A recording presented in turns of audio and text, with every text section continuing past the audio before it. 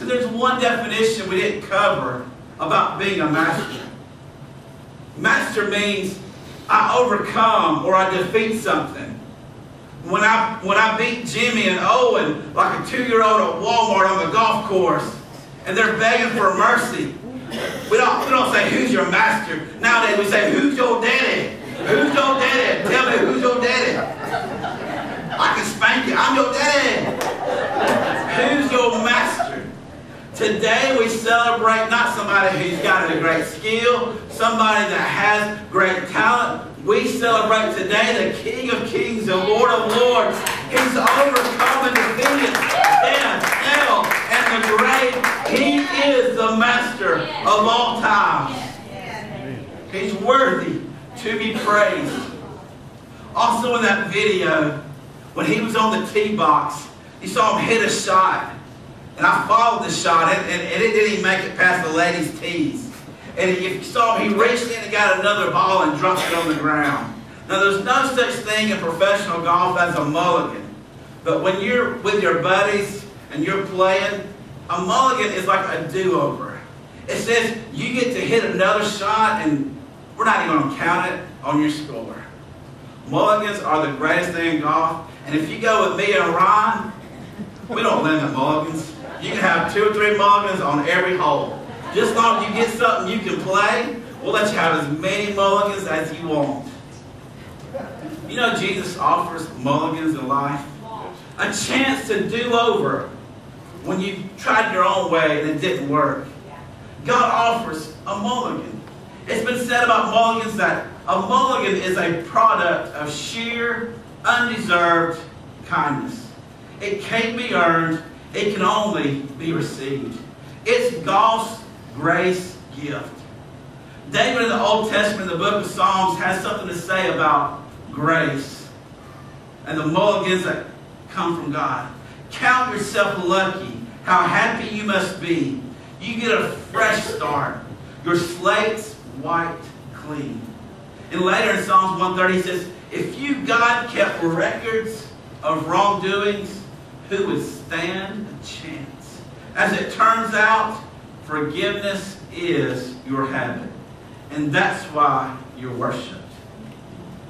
You know, I've studied, many of you may have gone out and you bought a new suit or a new dress, and I hope in today's economy nobody went out and bought a $500 suit or $500 dress. If it wasn't the color you liked, come up here and we can change the colors of your dress for you and see how it's supposed to look.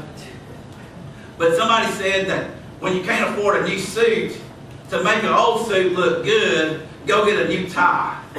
I was like, that makes it go, that's pretty smart.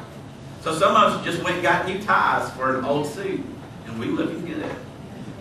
You know, when I can't afford new golf clubs, sometimes I go out and buy an accessory.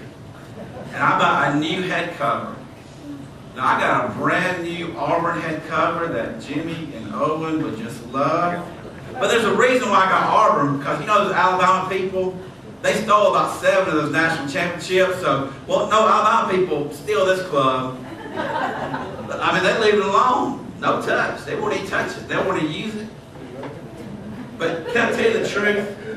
Man, this club looks awesome on the outside. And there's a reason why I use no-name golf clubs. Because if you got a $500 golf club and you got the head cover that tells everybody it's a $500 golf club, guess which one's going to get stolen in the parking lot? So I don't put new head covers on new clubs. Sometimes I put my old head covers of a no-name club on a good club. So I got a brand new head cover. But what you don't know is I got one of my oldest clubs. And man, it's got scratches and dings. It's got scratches where I've hit the rocks with it.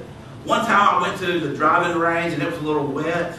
And I probably had on tennis shoes instead of my golf shoes. And I went to rear back and hit it with all my might. And the ball, instead of hitting it like right there in the center, I kind of hit it off course.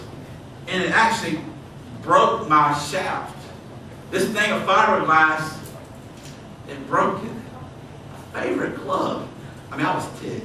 I was tempted to say one of those 4-letter words that I was talking about, but Now only Christian cuss and say shoot and stuff like that, you know, like you do, Christian cussers. Some of you know what I'm talking about, Christian cussers. But can I tell you, our life this morning, what we want people to see is this. We want to act like we've got it all together. We want to act like, man, our debts are paid, our house is paid for, we got no trials. Man, we were happy married. We didn't have a fuss this morning on the way to church because we were running late. There is nothing wrong with us. This is what we want people to see. But the truth is, we're probably more like this. We've got scratches and dents, and we're broken. If you'll stand with me this morning, with your eyes closed and your heads bowed.